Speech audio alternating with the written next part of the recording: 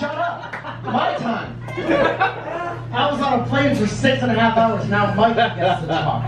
So on Air Canada, they have to say everything twice by law. They have to say it in English and then in French, which is awesome, right? They're like, hey, everyone take your seats. I'm about to take off. And then there'll be like a 3-second delay, and then